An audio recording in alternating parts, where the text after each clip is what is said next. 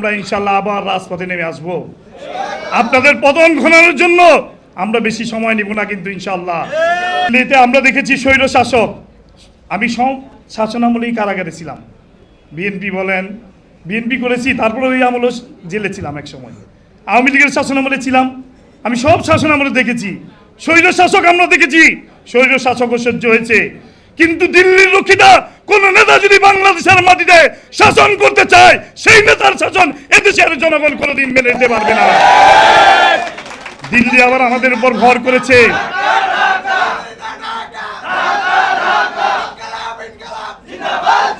দিল্লি আবার আমাদের উপর ভর করেছে 1400 ছাত্র জনতার গণঅভ্যুত্থানের মধ্য দিয়ে কিন্তু আমরা এই দিনটি, এই দিবসটি পেয়েছি। আছে কথা বলার অধিকার পেয়েছি। আমরা যদি দেখি বর্তমান শাসক গোষ্ঠী আবার সেই একই কায়দায় একইভাবে সেই ফ্যাসিবাদের ভূমিকা অবতীর্ণ হয়, তবে আমরা ইনশাআল্লাহ আবার রাজপথে নেমে আসব। আপনাদের পতন ঘটানোর জন্য আমরা বেশি সময় নিব না, কিন্তু ইনশাআল্লাহ।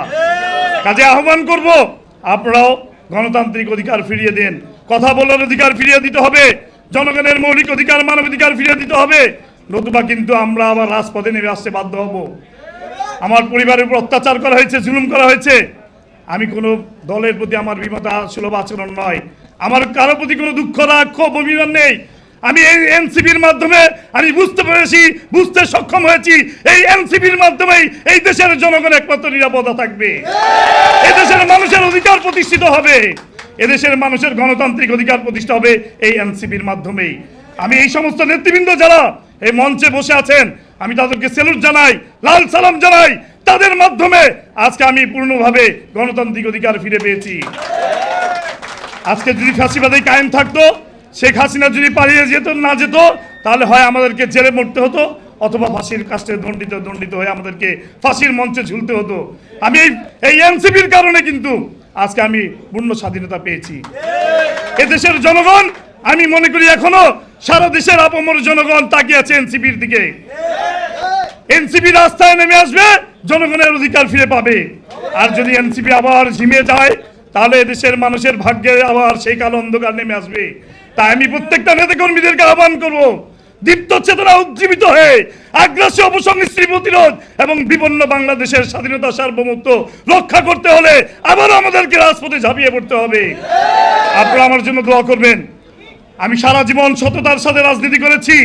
আমি যেন আমার উপর অর্পিত দায়িত্ব, আপনারা যে দায়িত্বই আমাকে দেন না কেন, আমি যেন আমার উপর অর্পিত দায়িত্ব ইমানের সাথে, সততার সাথে এই দায়িত্ব, গুরুত্বপূর্ণ দায়িত্ব আমি যাতে পালন করে যেতে পারি। এই দায়িত্ব পালন করতে যে যদি আমাকে জীবন বিসর্জন দিতে হয়, তবু আমি ইসাক সরকার জীবন বিসর্জন দেওয়ার জন্য প্রস্তুত থাকবো। আপনারা আমার জন্য দোয়া করবেন।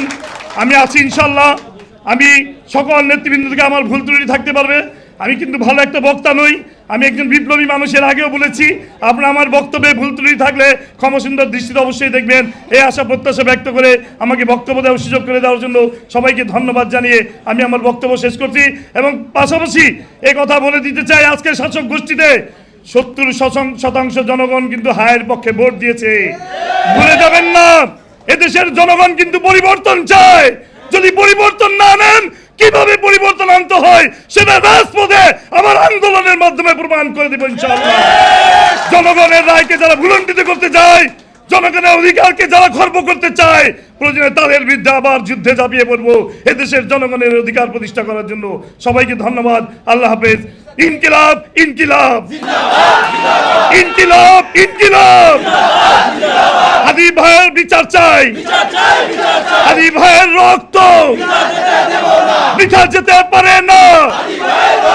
খুন হয়েছে আমার ভাই, খুনি তোদের রক্ষা নাই। হাদি ভাইয়ের খুন হৃদয়, হাদি ভাইয়ের রক্ত।